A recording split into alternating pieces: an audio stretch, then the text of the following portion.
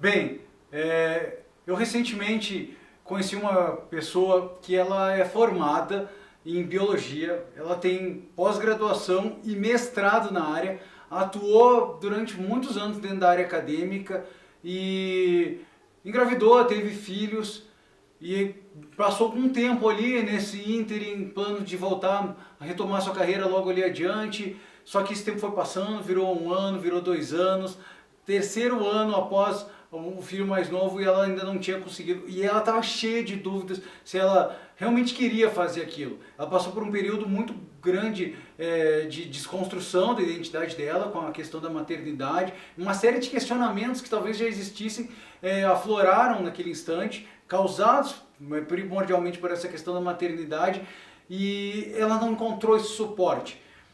Na verdade, ela sabia, ela tinha no inconsciente dela que o que ela queria, a missão dela de vida era ajudar outras mães com essa questão da maternagem, da educação dos filhos, e ela não sabia se aquilo é o que ela devia fazer, se ela deveria investir, nem sabia por onde começar. Ela tinha um impulso, mas ela não conseguia entrar na ação.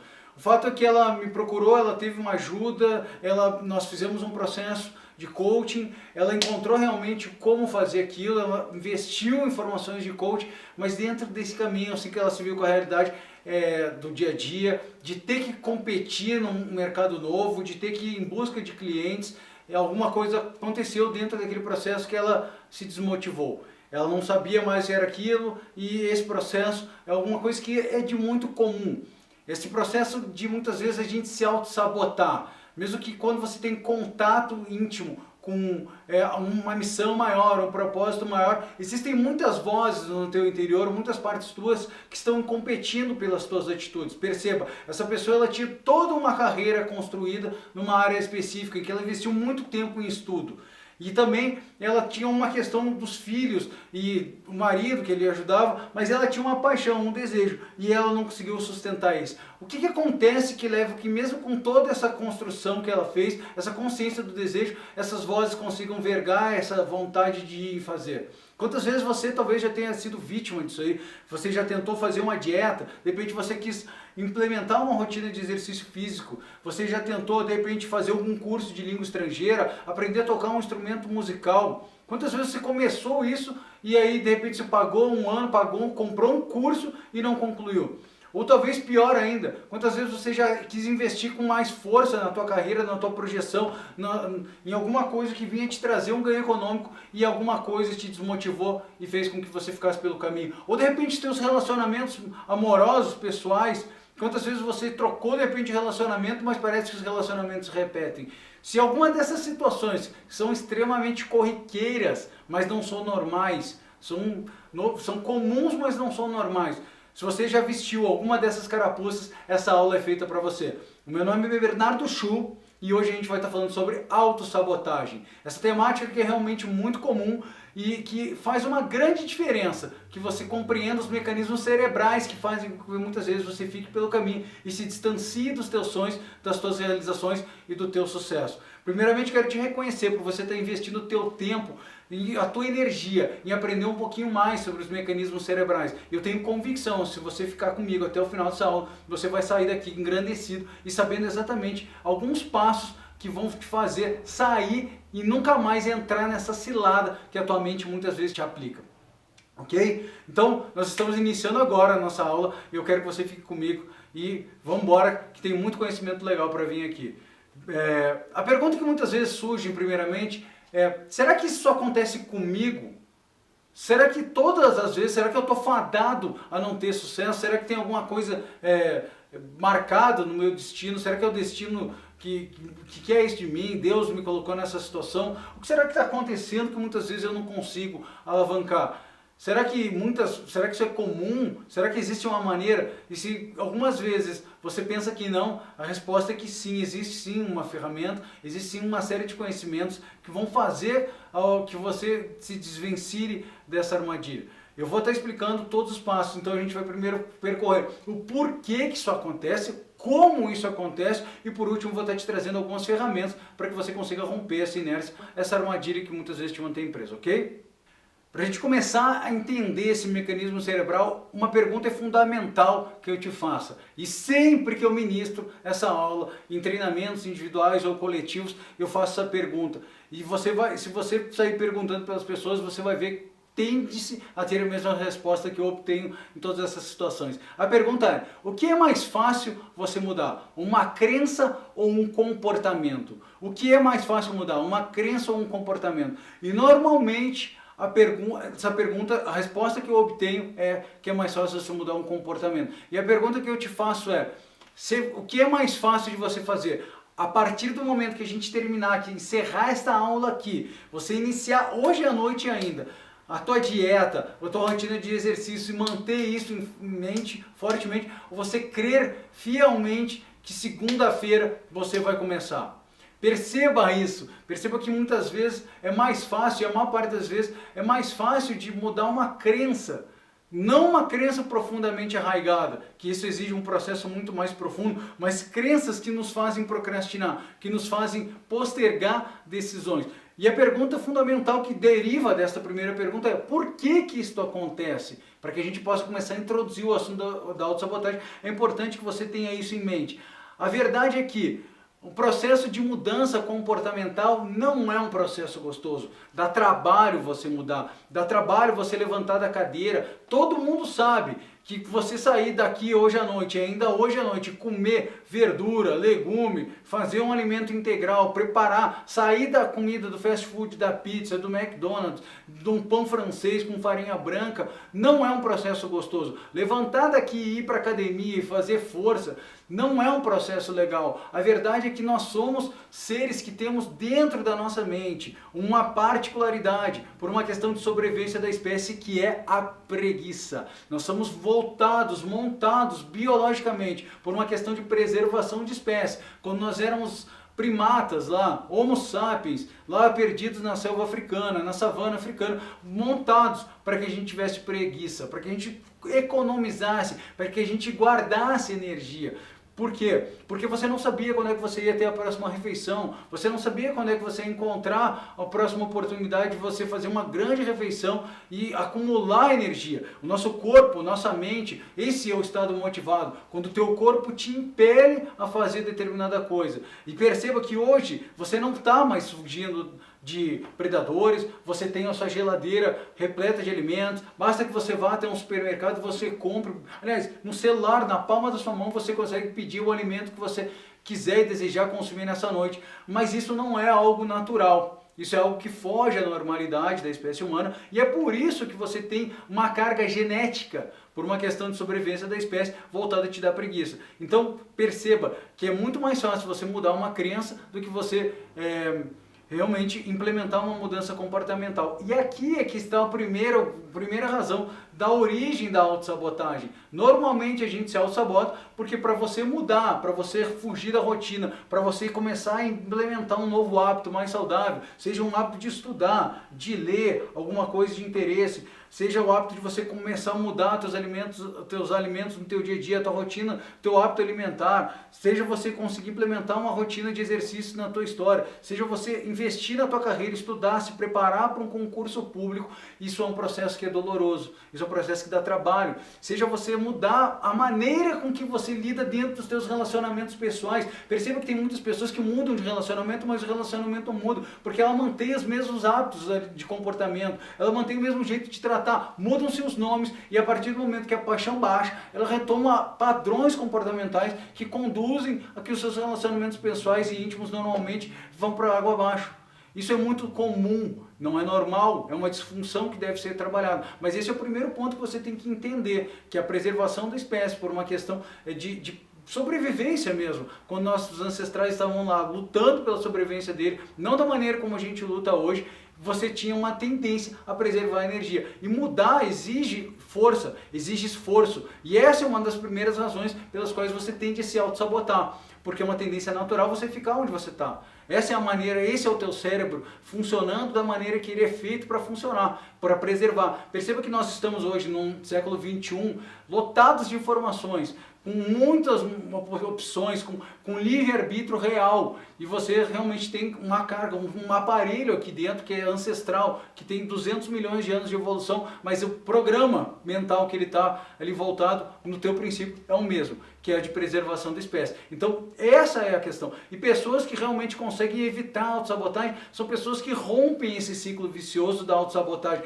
que não esperam dar vontade para algo acontecer, que não esperam a segunda-feira chegar para mudar. Ele entende que ele tem tendência a ficar parado, que isso é o estado normal, que o corpo dele está impelindo para aquilo ali, então ele rompe a inércia, ele começa a andar, ele vai adiante. Então esse é o primeiro ponto que eu quero que você entenda isso, que é uma questão, por que que nós tendemos a ficar na inércia? E por que que muitas vezes nós incorremos num erro muito grave, que é do auto-engano, que é esperar a gente achar que vai começar ali na frente. São coisas, são informações que a nossa mente inventa para nós mesmos, mas que nos mantém presos aonde está. Então muitas vezes você vê um erro grave, que é de mentalidade fixada, achando que você é de determinada maneira, que você não é feito para ciências exatas, que você é de humanas, da área de humanas, que você não tem sorte pro amor, que você não tem chance na vida, que não, pô, é muito difícil eu malhar, é muito difícil eu fazer uma dieta. Isso são armadilhas, porque não, de fato mudar não é um processo gostoso, que exige esforço, e para você começar a entender esse processo, você tem que ter essa consciência, que você não pode esperar da vontade, porque tudo na vida que você construiu de grandioso não foi deitando no fluxo da vontade, esperando dar a vontade chegar, a vontade vier, o seu medo, a sua ansiedade diminuir para você implementar. Muito antes pelo contrário, foi com constância, com energia, com esforço. Essa é a palavra, esforço e constância, que te fazem realmente produzir. Às vezes você tem um impulso, você se matricula na academia, paga um ano, vai para a academia durante 2 semanas, fica todo dolorido, paga um ano inteiro e nunca mais volta.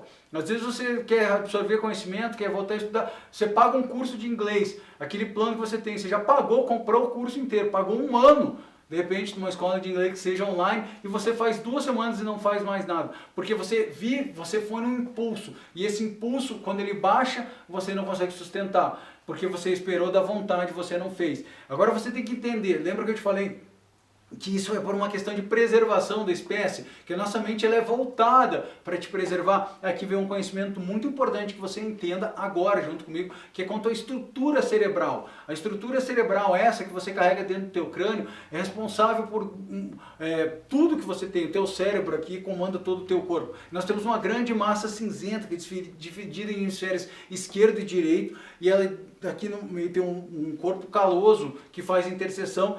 Mas esse cérebro que pensa, que raciocina, que é responsável por toda questão lógica, matemática, que te diz que, Bernardo, isso que tu falou faz muito sentido para mim, eu entendo, eu entendi, cara, porque que muitas vezes eu tenho esse impulso e eu não consigo levar adiante, eu não consigo investir esse meu tempo com persistência, com perseverança. Agora eu entendi, mas quando você vai fazer, esse impulso de não fazer acaba te vencendo. Agora que eu quero que você entenda, que na base, aqui atrás do teu crânio, tem 2 estruturas chamadas hipocampo e hipotálamo.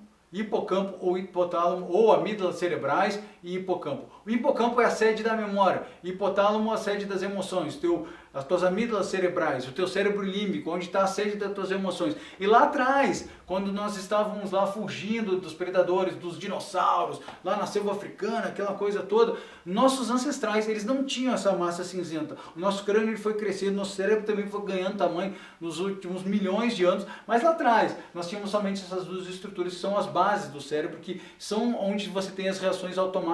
Até aqui eu poderia entrar na explicação de emoção, eu até vou dar uma palhinha sobre isso, porque é importante que você entenda o porquê que isso acontece. Como eu falei, primeiro a gente vai entender o porquê, o como e como sair depois disso aí. Então esse é o porquê que isso acontece. Lá na sede, quando você estava enfrentando os seus predadores, fugindo, lutando pela tua sobrevivência, você entrava numa situação que era de risco.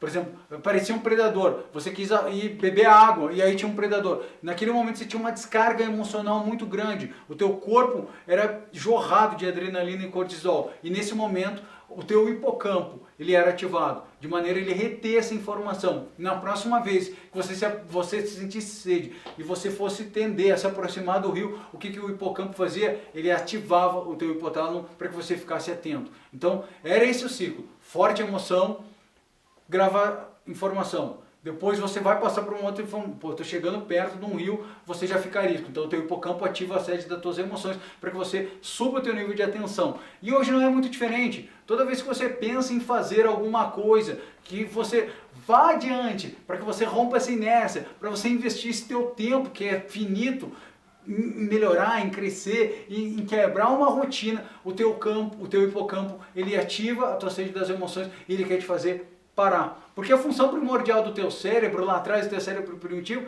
a questão de sucesso que você está buscando na vida, que seja em termos de emagrecimento, pode ser em termos de progressão de carreira, pode ser um melhor relacionamento pessoal, pode ser fazer uma dieta, ficar com um corpo bonito. Isso não é sucesso para o teu cérebro primitivo. Sucesso para o teu cérebro primitivo é te manter vivo, é te manter a tua espécie sobrevivendo. Então, essa é a carga mental, a programação mental primordial do teu cérebro. E ela prevalece.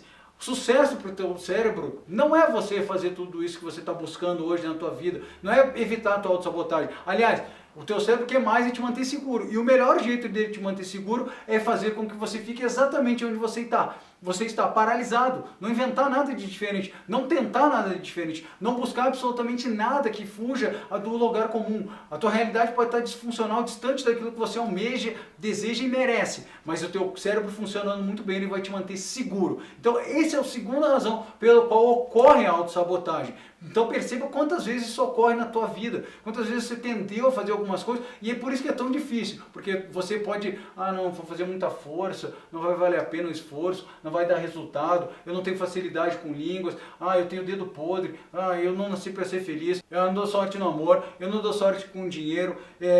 Então essas são situações que é o teu cérebro primitivo gritando, pedindo para você ficar seguro. E aqui é que a gente vai entender agora como é que funciona e por que que teu cérebro primitivo faz isso. A pergunta que surge agora é por que que o teu cérebro primitivo tende sempre a te manter seguro em vez de te pedir de entrar em ação, de te expor ao risco. E aqui vem uma reflexão que é muito importante. Eu vou fazer uma comparação aqui que é primordial, que é entre dor física versus dor emocional.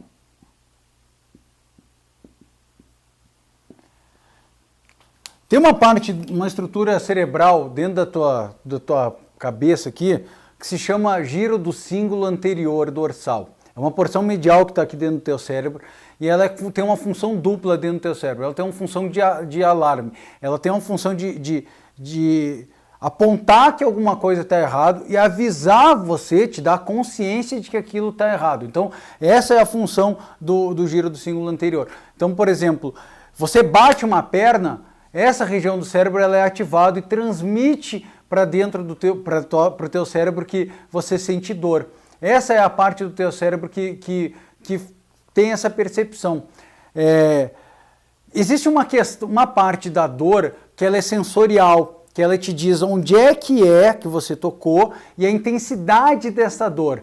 E tem uma outra parte do teu cérebro, e uma outra componente da dor, na verdade, que ela é de cunho mais emocional, que é a questão de incômodo, de aquele torpor que te proporciona, que te dá quando você bate a perna, quando você bate aquele minguinho, o dedo mínimo do pé assim naquela quina da cama, que você fica com aquela agonia. Essa é uma questão. A primeira questão que faz com que você saiba onde que você bateu, ela não é relacionada ao giro do cíngulo anterior, e sim ao córtex somatosensorial. Essa é a área do cérebro que te diz onde você está sendo tocado. Se eu abrir o teu cérebro agora e fizer uma estimulação elétrica dentro do córtex somatosensorial, de acordo com o ponto que eu estimular eletricamente, você vai ter a percepção que eu estou tocando o teu nariz, ou que eu estou tocando a tua perna, ou que eu estou tocando o teu braço. Então essa é uma questão.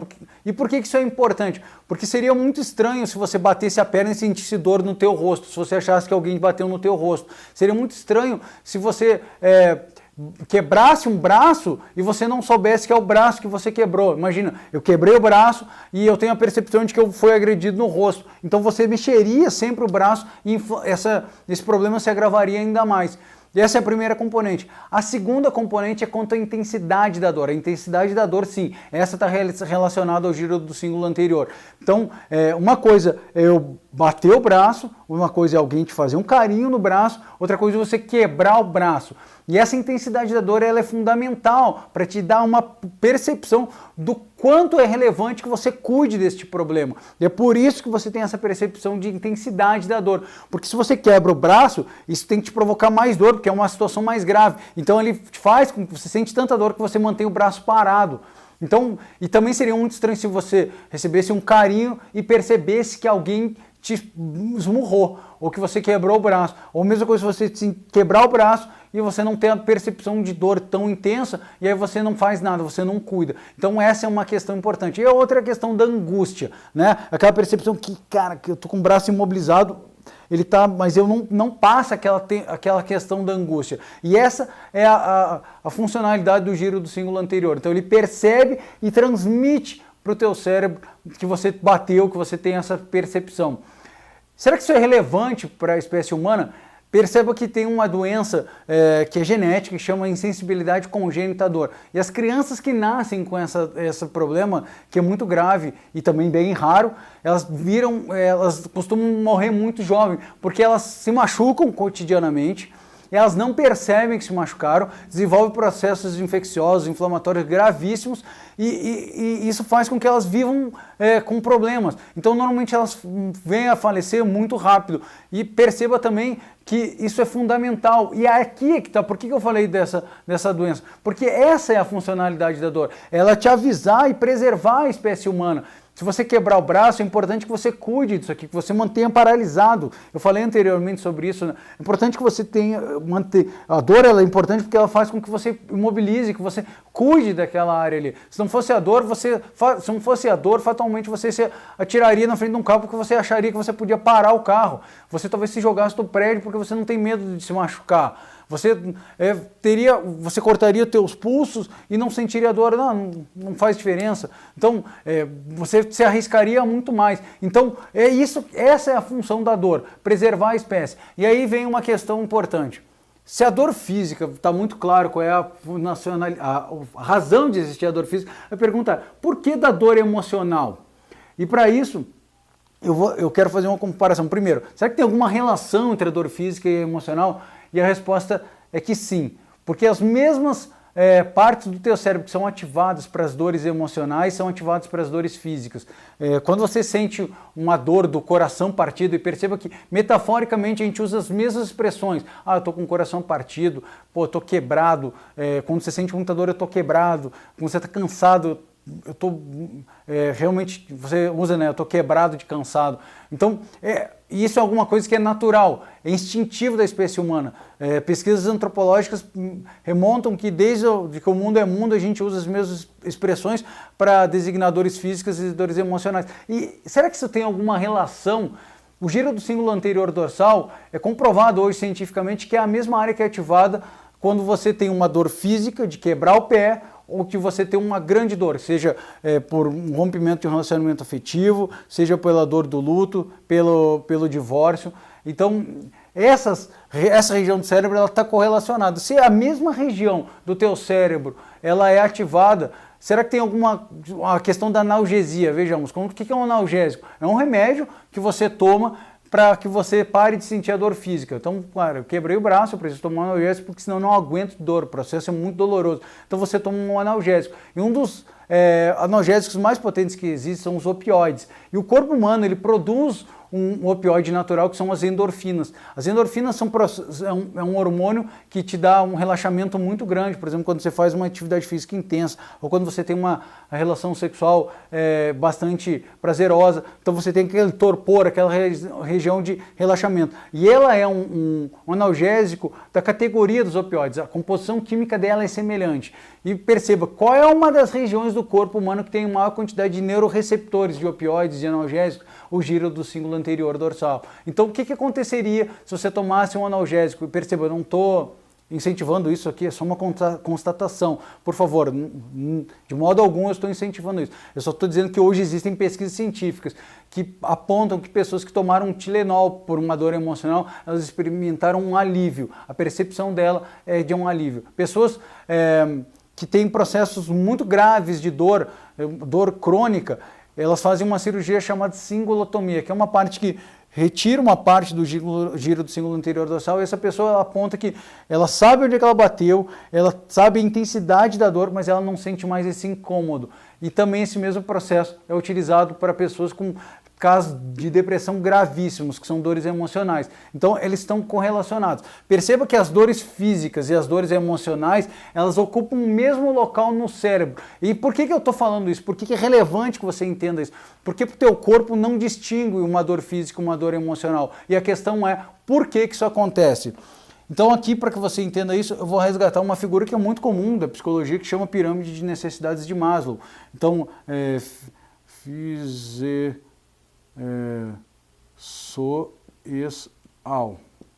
Então, a pirâmide de necessidades de Maslow, Abraham Maslow, ele estabeleceu isso aqui, que as motivações humanas, elas estão relacionadas primeiro a você atender às suas necessidades físicas, que é comer, beber e sono. Essas são as necessidades físicas.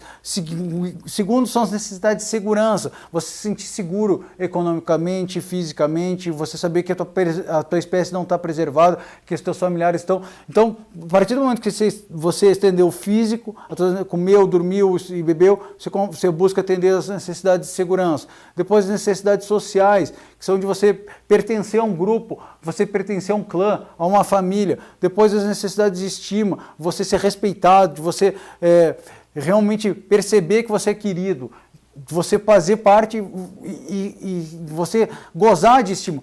E a autoestima entra aqui. E por último, é a autorrealização. Quando você entra na autorrealização, é porque você atendeu... Essa é a teoria de Abraham Maslow, que é uma teoria muito comum. Então, quando você, primeiro, todo ser humano tende a respeitar a necessidade física, depois segurança social, de estima, e por último, no último degrau, depois que você atendeu todos esses degraus abaixo, é que você busca a realização pessoal, na sua máxima plenitude, na tua máxima capacidade.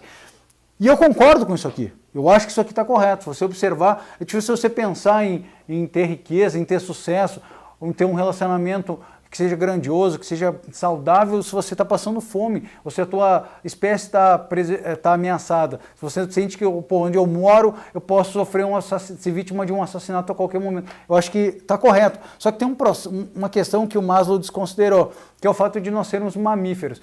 E o bebê, em geral, os mamíferos em geral, em especial a espécie humana, ela é uma espécie muito frágil. Nós não somos capazes de prover a nossa alimentação básica sem ter um protetor, um pai, uma mãe, alguém que nos ajude a superar essas questões. A gente precisa de alguém que nos cuide, que nos ampare para que a gente tenha as nossas necessidades básicas de alimentação, de sono. O bebê humano, ele não, talvez não, ele não sobrevive um dia sem esse cuidador. Então, antes de você cuidar das suas necessidades fisiológicas, você precisa de quê? De alguém. De uma pessoa que cuide de ti. De um protetor. Perceba que para uma questão de sobrevivência de espécie, nós precisamos de alguém. Então, nada mais normal que se a tua mente, teu cérebro, ele te dotou por uma preservação de espécie, de um mecanismo, um alarme, para te dizer que tem algo errado com o teu corpo, por uma questão de preservação de espécie, nada mais normal que você seja provido de um alerta para uma dor emocional. Porque você é um ser social e perceba, onde eu quero chegar aqui? Você não sente uma dor emocional porque, é da natureza humana, ou porque eu quero ser legal, mas sim porque eu preciso. A nossa espécie, ela depende dessa questão, dessa conexão. Então, é importante que eu tenha alguma coisa que me avise que eu estou em perigo. E, literalmente, a dor emocional, ela é tão real, eu já provei isso, eu expliquei isso do ponto de vista neurofisiológico, os aspectos neurais são as mesmas circuitarias que são ativadas, que a dor emocional, aquela dor de rejeição, de você ser humilhado, de você ser ultrajado. Esse é um alerta de que tem alguma coisa errada, porque você se sentir rejeitado, você não fazer parte de uma espécie, você não se sentir acolhido, é uma dor real, porque você precisa das pessoas e não é porque, não, eu gosto, eu quero ser legal, mas não, porque nós precisamos disso para que a gente consiga sobreviver. Então, nós estamos dotados. Agora você entendeu a terceira razão pelo qual isso acontece. E aqui já vou emendando no quarto aspecto, que é relevante que você entenda do porquê que isso acontece. Bem, É importante que você entenda a quarta razão pelo qual acontecem os mecanismos de autossabotagem. Eu falei anteriormente que por uma questão de preservação de espécie você é dotado de um alarme que você precisa disso para sobreviver, que o bebê precisa disso. Acontece que não é só isso. Mais ou menos há 75 mil anos atrás nós éramos 6 mil em espécie. Nós éramos uma espécie, a espécie humana era uma espécie ameaçada de extinção.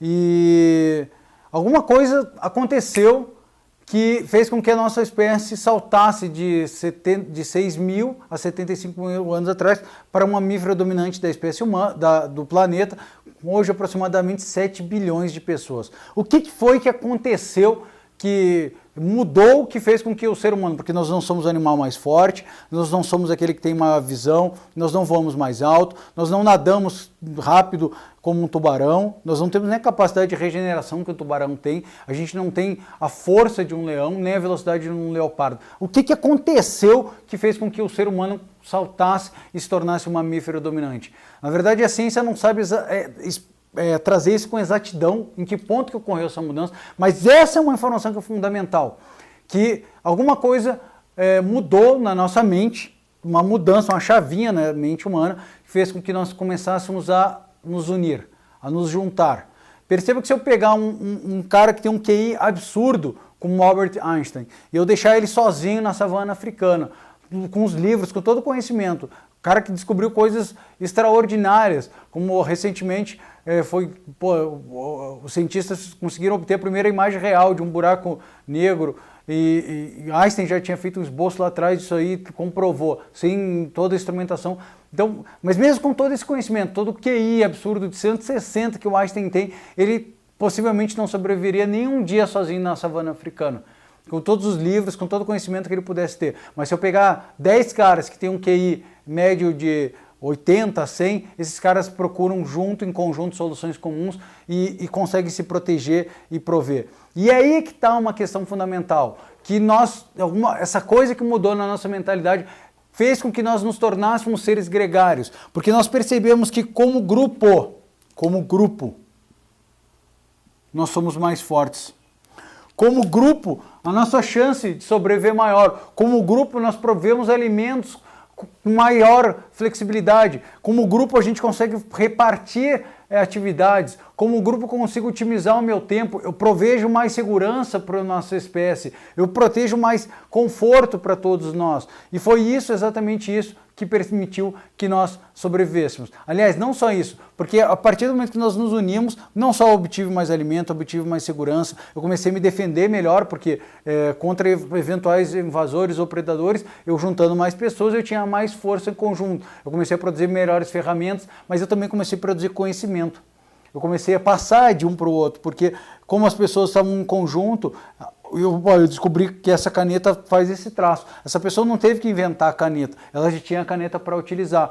Então é isso que permitiu. Então perceba que nós não somos também só um grupo, nós não temos só essa dor emocional por uma questão de sobrevivência como bebê, mas também como sobrevivência da espécie, no sentido que nós necessitamos um dos outros, porque juntos nós somos mais fortes. Então nós temos esse veículo de dor emocional efetivamente por uma questão de preservação. Só que tem um porém aqui que é muito forte. E essa é uma razão essencial, que o teu cérebro não distingue entre uma dor emocional voltada para você buscar o teu sucesso de uma dor emocional que não é para isso. O que eu quero dizer com isso? Perceba, eu quero crescer. Eu quero gravar esse vídeo, eu quero fazer um curso, eu quero ter sucesso, eu quero ganhar dinheiro vendendo aulas e cursos, vamos supor. Mas eu tenho medo de que alguém rejeite o que eu tenho que falar, as pessoas não se interessem, que alguém que eu conheço me sacaneie e fale, cara, deixa de ser ridículo, para com isso. Quem vai querer esse conhecimento?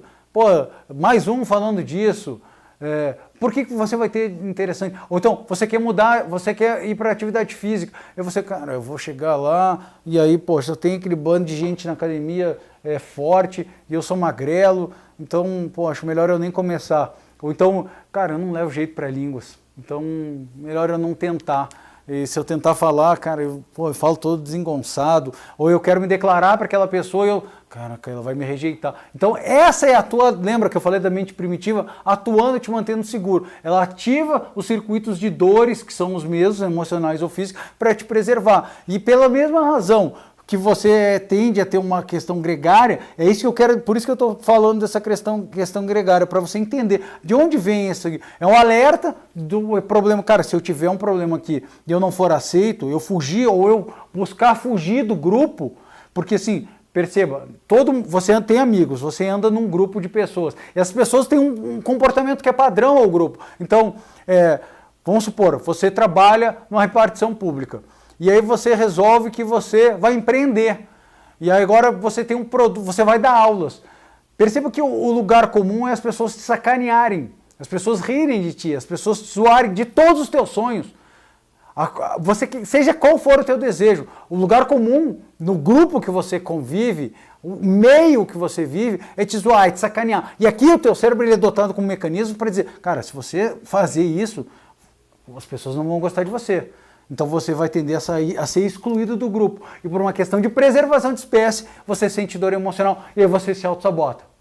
Perfeito? Eu quero te dizer fundamentalmente que essa é a razão pela qual adolescentes fazem o que fazem. Por que o adolescente sente a vontade, ele sabe que é errado, mas ele fuma um baseado de maconha, ele bebe a bebida alcoólica, ele sabe que é proibido, ele até nem gosta daquilo. É impossível, ninguém gosta. De uma maneira muito concreta.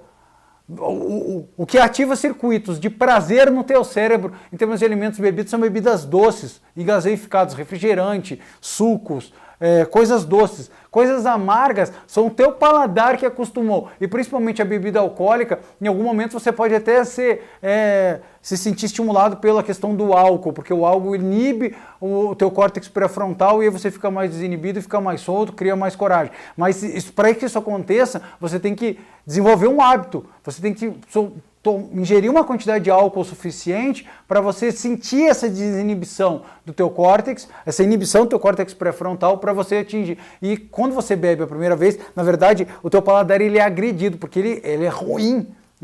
Mas o que faz com que um adolescente, um jovem, ceda a isso e faça aquilo? O grupo. Ele sabe que ele está contrariando o pai, que ele não deve fazer, os professores, ele se sente agredido, os valores internos dele estão agredidos, mas se ele fizer aquilo, ele não vai ser aceito no grupo, ele não vai fazer parte do grupo, ele vai se sentir inferiorizado, ele vai se sentir excluído. E aqui vem um outro conhecimento, uma outra pirâmide que é essencial e fundamental que você entenda, que se chama níveis neurológicos. Essa pirâmide é da PNL, da Programação Neurolinguística, que é uma das bases, e aqui a gente já vai começar a desenvolver as questões de solução. Mais à frente eu vou explicar isso aqui mais à frente, mas aqui está o fator ambiental, aqui está os fatores comportamentais, aqui no terceiro nível estão os fatores de habilidades, aqui estão as crenças e os valores, aqui está a tua identidade, e aqui, por último, estão os teus fatores espirituais, que é para quem mais. Quando você vive no fator, regido no fator ambiental, por exemplo, é o adolescente, a pessoa que cresceu na favela e ela rouba porque ela foi pobre. Tá bom? Então ela está condicionada 100% do comportamento dela, das atitudes dela, pelos fatores ambientais. Então eu não tive oportunidades, eu já me auto-saboto aqui, eu não tenho chance, eu sou pobre, então eu não tive chance de estudar. Comportamentalmente, quando você reage aos comportamentos alheios o tempo inteiro, que é onde o grosso da população mundial está. Então eu saio de carro, alguém me fecha, eu começo a buzinar e xingar o cara. A minha mulher, eu chego em casa, ela está de mau humor, ela grita comigo, eu devolvo a agressão. Então eu estou sempre reagindo aos comportamentos alheios. Se você é cortês comigo, eu sou educado e te devolvo isso. Se eu te incentivo, e aqui está um aspecto importante, lembra que eu falei do adolescente? Ele está reagindo ao comportamento do grupo. Ele está condicionado pelo aspecto comportamental. Por que isso acontece? Porque, primeiro, aqui existe uma questão de habilidades, que é uma capacidade, na verdade, é a palavra certa, constituída, ele Ele até pode duvidar que se ele não fazer parte do grupo ele vai ter capacidade de se envolver, de ser aceito, de crescer como pessoa. Aqui estão as crenças e valores que estão arraigados, aqui estão aspectos que são inconscientes, que a maior parte das pessoas não tangenciam. E nas nossas formações nós vamos muito a fundo disso aqui, porque está aqui uma base muito importante da tua pessoa, mas mais importante do que isso, é a tua identidade. Quem é você efetivamente? Quem é você? Qual é a base da tua identidade? Quem sou eu? E aí você tem que ser muito consciente da tua identidade para que você não seja regido pelo poder do grupo, para que você não vá atrás, porque senão você se sente sempre tolhido. E aí você acaba sempre caindo. E a maior parte das pessoas não aprenderam nunca a se contatarem, a entrar em um contato mais profundo sobre a sua identidade. E eu vou falar disso mais à frente. Mas aqui, esse aspecto gregário do grupo, perceba que está uma questão de sobrevivência da espécie, mas também é por isso que o adolescente ele cede às pressões sociais. E é por isso que muitas vezes você não faz as coisas, porque você não tem consciência exatamente da sua identidade. A realidade mais nua e crua é que você sabe quem você se tornou, mas você não sabe quem você é. A verdade é que você sabe quem você se tornou, mas você não sabe quem você é. E para você realmente parar de te auto-sabotar, você tem que ter uma consciência muito grande de quem é você, de quais são os teus valores, quais são as tuas crenças, quais são os teus desejos, para que você escape desse ciclo vicioso que é da auto-sabotagem. Então, eu trouxe aqui 4 razões pelo qual você se auto-sabota, para que você entenda. Todas essas 4 razões, elas não são isoladas, elas estão ocorrendo o tempo todo na tua vida.